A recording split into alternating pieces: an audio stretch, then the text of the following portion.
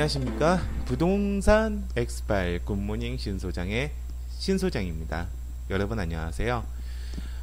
제가 방금 방송에 그 이주자 택지와 협의 양도인 택지에 대해서 이야기를 드렸습니다.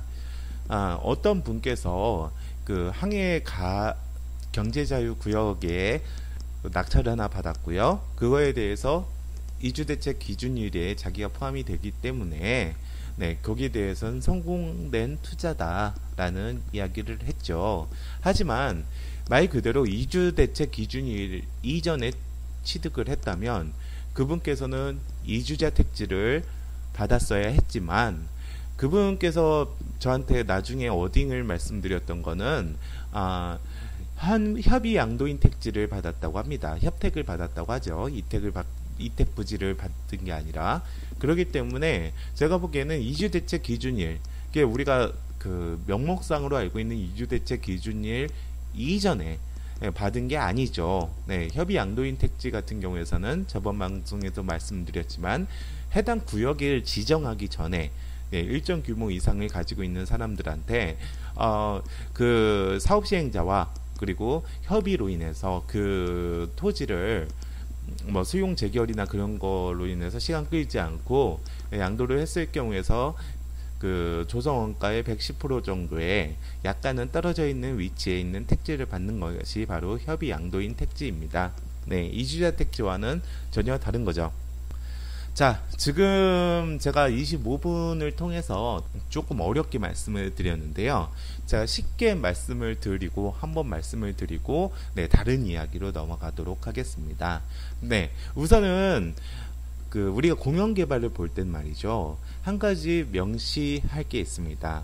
바로 이주대책 기준일 이준에 그것을 취득하고 거주를 한다던가 거주를 하지 않는다고 하더라도 사업 시행자의 성향에 따라서 그 이후 이주대책 기준 이후에 받는 것보다는 조금 괜찮은 보상 및 그리고 후속 조치를 받을 수가 있거든요. 그렇기 때문에 이주대책 기준일이라는 것은 공영개발에서 상당히 중요합니다. 근데 많은 사람들이 공지법상의 사업인정 고시일, 이거는 모든 개발에 나옵니다. 심지어는 재개발 지역에도 나옵니다. 재개발 지역은 제가 민간 사업이라고 했습니다. 공익적 사업이지만 실제적으로 민간에게, 즉 조합에게 개발 이익이 귀속이 되는 민간 사업이라고 얘기를 드렸죠. 그럼에도 불구하고 공지법상의 사업 인정 고시를 받는 경우가 있습니다. 바로 해당 사업이 사업 시행 인가를 받았을 때 공지법상의 사업 인정 고시를 받게 되는 거죠. 그러면은 공지법의 그 보상 절차를 따르게 되는 겁니다. 하지만 우리가 세입자를 보내는 규정이 있거든요. 그거는 그 이사 비용을 별도로 주게 되는데, 이사 비용은 뭐 3개월분의 통계법에 따른 3개월분의 그 비용이 생활 비용이나 플러스 이사 비용, 그런 것들을 주는 겁니다. 사람의, 즉 식구의 명수에 따라서 조금 달리 받아주는데요. 통상적으로 500만원에서 1000만원 정도 받을 수 있는 금액입니다. 그럼 그 이사 비용, 즉 이주 비용 같은 경우에서는 어떻게 받을 수 있느냐? 이거는 그 대법원 판결이 한결같이 나와 있는 게 있습니다.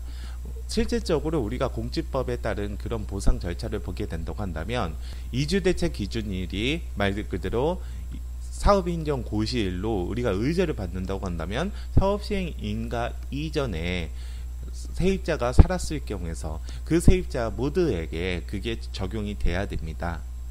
하지만 그렇진 않죠. 제가 항상 누누이 말씀드리지만 그 사업이 재개발 사업이든 모든 사업이든 마찬가지입니다. 사업이 이게 진행이 된다라는 그 요이 스타트가 된다고 하는 그런 공란 공고일 기준점으로 잡는 게 맞는다는 겁니다. 즉 예를 들어 보면 대법원 판례는 이렇게 얘기를 했습니다.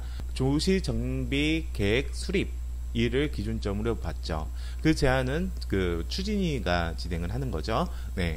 우선은 우리가 재개발 절차를 살펴보게 된다고 한다면 우선은 예정지로 지정이 됩니다. 이거는 그 도시기본계획에 강력하게 폼이 정해지고 그리고 도시관리계획 절차로 따라서 진행이 되는 건데요. 근데 만약에 여기는 재개발할 수 있습니다. 여기는 재건축할 수 있습니다. 라는 게 바로 그 예정지이죠. 예정지가 진행이 된다고 한다면 추진위가 생깁니다. 추진위는 예전에는 법률상 근거가 있는 단체가 아니었습니다. 그래서 여러 추진위가 생겼고 항상 싸우기 때문에 문제가 컸었습니다. 그 싸움이 아직도 진행이 돼서 문제가 되는 것이 수많은 재건축 사업, 즉 강남권 재건축 사업이죠. 거기는 뭐 상가조합도 따로 있고 뭐 1조합, 2조합도 있고 단지별로 조합이 달리 있을 수도 있습니다. 그런 게 문제가 됐던 거죠. 그래서 그게 그 강남 재건축의 발목을 잡는 한 요소가 되기도 했습니다. 근데 그게 법률상으로 토지수 등 소유자, 여기 같은 경우 재개발 같은 경우에선 제가 말씀드렸지만 지상권자, 즉 특권을 가지고 있는 무허가 건축물 소유자도 물론 기준점에 연도에 따라 틀리긴 하지만 그 사람들도 지상권자라고 하여 조합원이 될 수가 있습니다. 그거는 재건축하고는 약간 다른 점이죠. 재건축은 지상권자가 생길 리가 만무하고요. 그리고 있다고 하더라도 그분들은 조합원이 될 수가 없죠. 여하튼 재개발에 토지 등 소유자, 지상권자를 포함된 토지 등 소유자들이 바로 2분의 1 이상이 동의를 했을 경우에서 바로 추진위가 생깁니다. 그 다음에 추진위가 바로 그 구역 지정을 신청을 하고요. 그리고 구역 지정을 신청을 할 때 여기서 실무적으로는 도시 정비 계획 수립을 제안을 하게 됩니다. 그래서 그 두 가지 절차가 동시에 진행하는 경우가 많이 있습니다. 그런데 제가 말씀드렸지만 재개발 지역 같은 경우에서는 재개발 지역으로 정비구역으로 거기가 지정이 된다고 한다면 예정지에서 확정이 된다고 한다면 그 이후부터는 그 도시 정비 계획 수립의 절차, 그 수립에 되어 있는 개발 행위 외에는 개발이 되지 않습니다. 즉 신축이 되지 않는다는 거죠. 그렇기 때문에 문제점이 생기는 거는 여기가 재개발 지역이 됩니다 하면 신축 지분 쪼개기들을 많이 하거든요. 기존에 다가구나 다세대 주택, 요새는 다세대 주택도 포함입니다.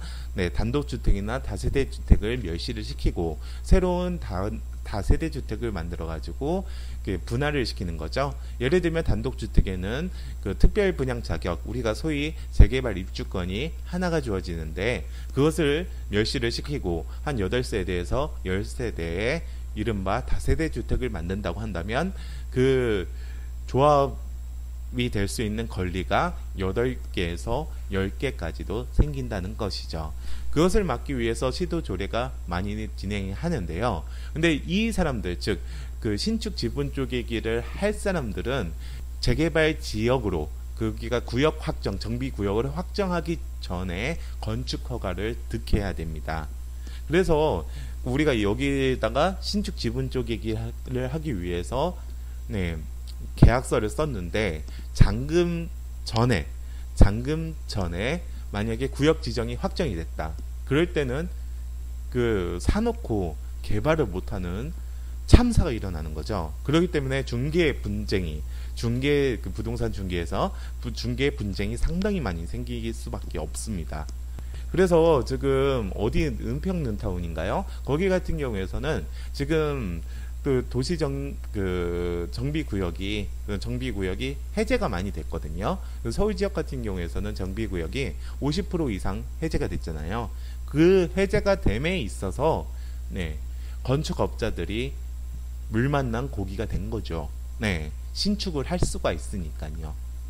계속 지금 오피스텔, 상업지역은 오피스텔이나 아니면 주거지역 같은 경우에서는 일반 빌라들, 다세대 주택들이 상당히 많이 올라가고 있는 것입니다. 지금 그렇기 때문에 만약에 나중에 또 이렇게 보수 정권이 진행이 된다던가 아니면 이런 재개발 재건축을 살리기 위해서 정비구역을 활성화시킨다고 하더라도 신축 비율이 상당히 많아집니다. 구도심에요. 그렇기 때문에 문제가 될 수 있는 여지도 있죠. 근데 뭐 최소 이번 정부, 문재인 정부 5년 내내 재개발 재건축은 상당히 좀 문제가 있을 것 같습니다. 스타팅에서 문제가 될 것 같고요. 그렇기 때문에 뭐 5년간은 재개발 재건축은 또 달리 뭐 우리가 돈이 많아가지고 강남권이나 아니면 서울 유지를 본다고 하지 않는 이상은 그렇게 크게 진행이 되진 않을 것 같아요. 네. 그리고 현재 분위기가 정부의 추진이 재개발 재건축을 막고 있는 거죠. 이게 다 박근혜 정부 때랑 그 도시 계획 정책 자체가 달라지는 겁니다. 네, 문제가 있는 거죠. 네. 여하튼 제가 말이 좀 이상하게 갔는데요. 이런 형식으로 구역 지정이 된다. 정비 구역 지정이 된다고 하고 거기에서 제가 말씀드렸죠. 그 구역 지정 전에 또 도시 정비 계획을 수립을 하는데 그거 제한을 한다고 하죠. 네, 그때 수립돼서 완료가 됐을 때 그때부터 3개월 전입니다. 즉 그 구역 지정되고 조합 설립하고 시공사 선정하고 그리고 그 다음에 시공사 선정이 후에 그 사업 시행 인가까지 많은 몇 년의 시간이 걸릴 수가 있는 절차가 남아 있는데요. 그때를 기준점으로 잡지 않고, 즉 사업 시행 인가까지 기준점을 잡지 않고 말 그대로 개발이 실질적으로 이루어진다라고 법원이 판결한 바로 도시정비 계획 수립 절차 이전에 3개월 전에 있는 세입자만 그 보상을 받을 수 있다는 겁니다.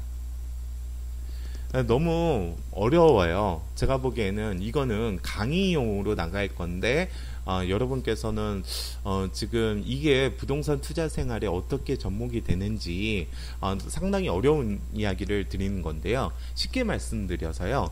재개발, 재건축 같은 일반 투자가 아니라 택지정비나 혹은 그 도시개발 사업 같은 또 도시개발 사업은 약간 다른 게 그 시가 주력이 되거나 대부분 그 강급이 사업 시행자에서 지분을 더 가지고 있거나 아니면 사업관 자체가 그 사업 시행자가 됐을 때에서는 항상 이주대책 기준일이라는 게 중요하고, 이주대책 기준일은 그 전에 해당 개발 지역이 그 확정되기 전에 주택이나 혹은 우리가 보상을 받을 수 있는 부동산을 취득하고 있어야 된다라는 게 관건입니다.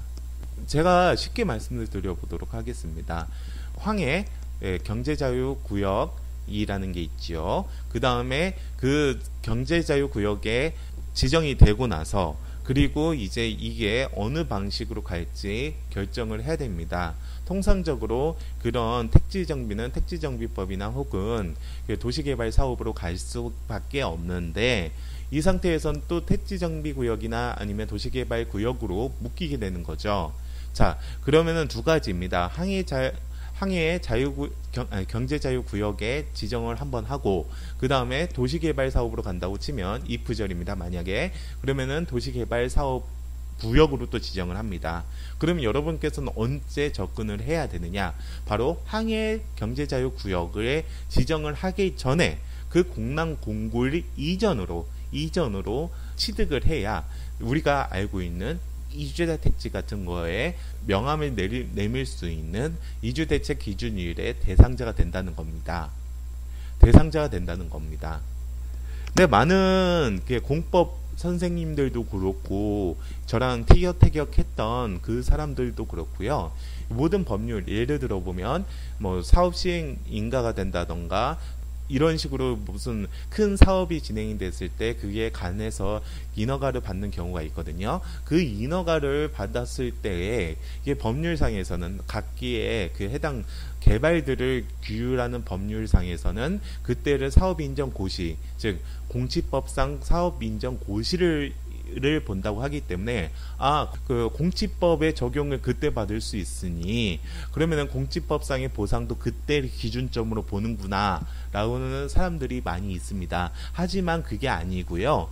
그 전에 모든 구역이든 지정을 할 때 그 전에 그 공랑공고를 갔습니다. 그리고 그 공랑공고를 이전에 취득한 사람한테 이주대책 기준 대상이 되는 경우가 많다라는 이야기를 드리고 싶은 겁니다. 그렇기 때문에 쉽게 말씀드려서 여기에 무슨 크게 일단의 토지의 개발 계획이 솔솔 풍긴다. 그때 투자하라는 거예요. 이미 그 간에서 움직이고 거기서 예를 들어 보면 뭐 여기에 그 큰 도시계획 시설이 생긴다. 그래서 일대가 택지로 정비가 될 수도 있다. 혹은 말 그대로 택지정비법 양상 물론 지금은 없어졌지만 네, 그 여기가 지정이 된다라고 하기 전에 그 솔솔 이야기가 풍기기 전에 투자를 하는 거죠. 많은 사람들이 그렇게 투자를 해서 돈을 버는 겁니다. 네. 그렇기 때문에 그런 부분들을 조심을 해야겠죠. 그건 있습니다. 물론 지금은 많이 달라졌지만 그 뭐 컨테이너에 옷가지들도 있어가지고 거기가 상업시설이라고 구라를 친다던가 혹은 비닐하우스들을 설치를 해가지고 보상해서 크게 받는다던가 그런 경우에서는 조금 달리 봐야 되는데 그거를 제외하고 말 그대로 이주대책 기준일을 기준점으로 투자를 하는 사람들, 뭐 토지를 구입을 하려고 하는 사람들은 네, 그런 개발 계획이 지정이 되기 전에 구역으로 지정되기 전에 공단 공굴 이전에 취득을 하는 게 맞다라는 게 이야기입니다. 자, 이거는 그 좀 너무 고난도로 갔기 때문에 여러분께서는 좀 재미없을 수도 있어요. 그리고 이 방송은 제가 질보다 양이라는 것 때문에 올리긴 올릴 건데 여러분께서는 조금 재미없고 지루한 얘기일 수도 있습니다. 네, 그렇기 또 에피소드를 늘리는 네, 그 차원으로 진행을 하는 거니까 잘 들어주시기 바라고요. 그리고 만약에 여러분께서 그 공연 개발에 투자를 하신다라고 했을 때 그런 거에 전문적으로 접근을 한다고 했을 때 이 두 에피소드가 상당히 도움이 되지 않을까 그렇게 보여집니다. 여러분 그러면 오늘 방송 여기 끝내도록 하고요. 제가 다음에는 조금은 여러분에게 좀 더 재밌고 쉬운 방송으로 다가갈 수 있도록 하겠습니다. 부동산 엑스파일 굿모닝 신소장의 신소장이었습니다.